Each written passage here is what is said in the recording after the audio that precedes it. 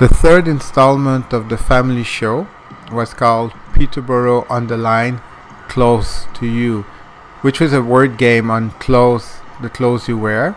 So something very close to you, to your body, and close meaning near to you with an S. I filmed this video as if you were visiting the exhibition yourself. So the first thing you saw was a few information, and then we're going upstairs, and this was Artspace in Peterborough on the main street. So you get near the exhibition space, and here you have a few articles and things that I wrote for the exhibition.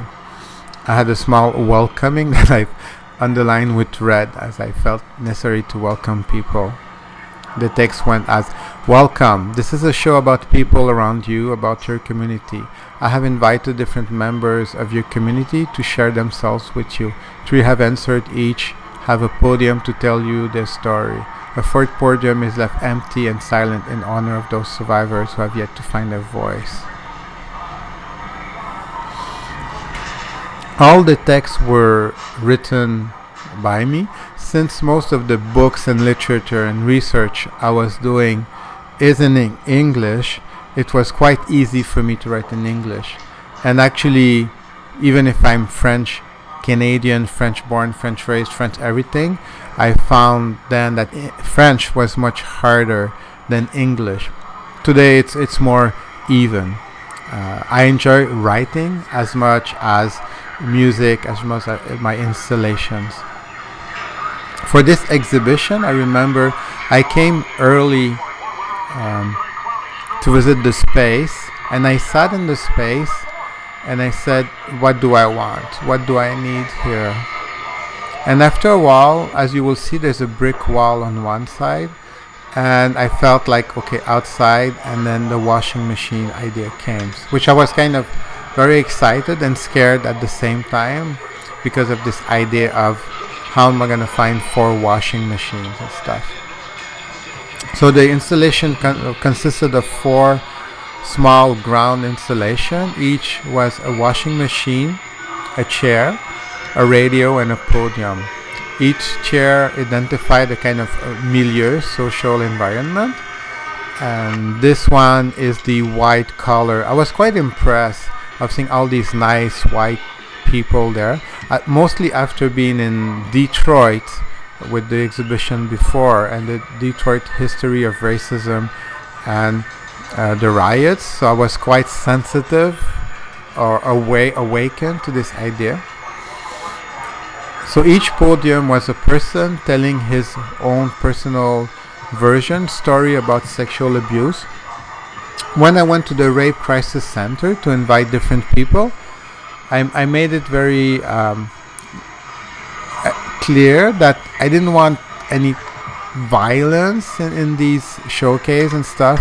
My aim was to show people what usually is not shown. How do people feel about having lived through sexual abuse and stuff.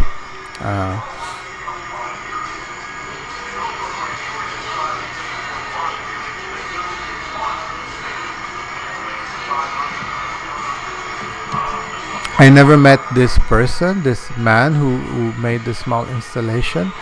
The first one was mine. This one, the blue chair, was about religion. And all the clothes was lent from people from Peterborough. The people from the gallery, the Lynn Beavis and Laurie and Dominic Hardy and their friends were very helpful in getting me the linen, so I thank them again very much. The third in the exhibition was about the not so much the poor family, but the alcoholic, the family with problems.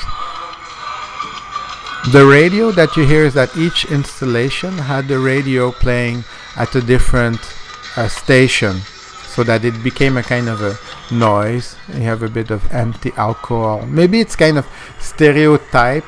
I would maybe do it different today, but I still feel some realities you have to describe. And this church chair was made blue in reference to Mary, the color of Mary. And this one, the radio was actually hidden under unplug, and there was this small phrase, and meaning the podium was empty, but it was not empty. This podium is dedicated to those survivors who are living in silence among us, and to those who are no longer among us, because there's quite a correlation between people who have been sexually abused and the rates of suicide. This third podium was a small installation. There was no glass cover, and the person had chose to put all this wire, and you had this little figure, and then all the broken glass, there was some blood and a pencil in there. That was quite very emotional, very kind of scary, as I heard the person talk to me about this work. So I did meet this person for this work.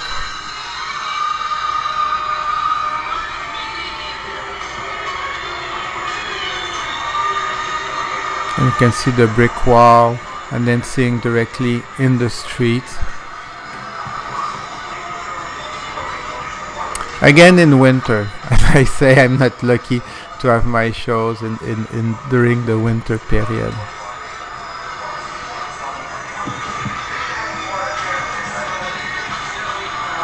The linen, the clothesline in the air serve many different purposes. One of it is like a flag. A flag is something you identify, you show outside that you're very proud of. So everything is white, is pristine, is perfect, and so there's no stain. And also the idea of what you show to the external world is always perfect. There's no stain in it. So the story about sexual abuse is that everything is clean. There's nothing ever happened here.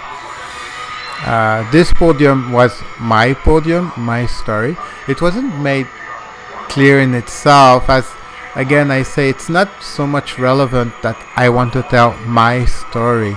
I basically want to tell a story, and so I wrote this text, which is true. It's nothing's invented in this sense, which is quite a long text. So I'll leave you to read it.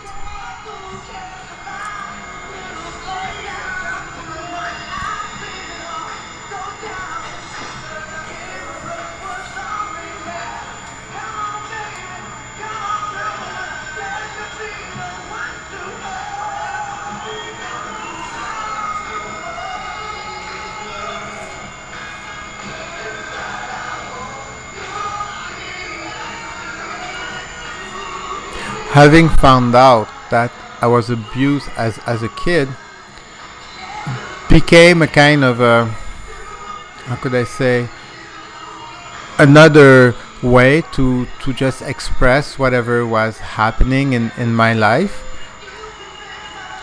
And as an artist, I use my experience, but my observation, my understanding of reality, in a way to share it with people. And I guess what my experience brought me is that whatever, there's an old saying is that whatever you think is your most personal is actually the most universal, and what you think is the most universal about everyone and everything is actually your most personal thing. So I find interesting that I basically want to wear myself outside in or inside out. I'm kind of confused here, but meaning that whatever is my deepest feeling inside, I feel is what makes us the most human. And this is what I feel I want to explore then in those days, maybe not in those words, but today in 2008, this is what I feel is what is most important, is to reach inside and to get in contact with what is the expression of what it is to be human and humanity, which I guess you can see it in my video Univers. Now, as I went to the Rape Crisis Center, I got some documentation, which I felt very happy to share for them and with them. And this is an article. So there's a kind of a personal, emotional, educational, there's so many, and of course extremely aesthetic. If you look at the space, it's all made with symmetry. The clothesline, the shadows are very beautiful in the evening. And eventually I also did a workshop with some kids, thanks to Dominic Hardy, who helped me animate the atelier with the kids, which was very nice.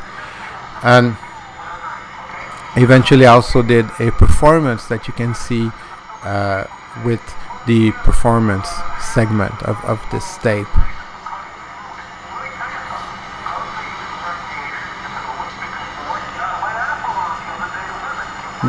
The learning process in making this artwork was always much for me as for the public.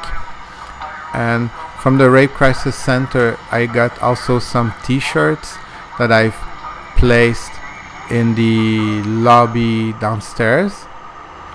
So basically it was a show about sexual abuse, but a show also about Peterborough, about not so much about the Rape Crisis Center, but where art and reality actually become one. So it's not about me, but more about reality in itself.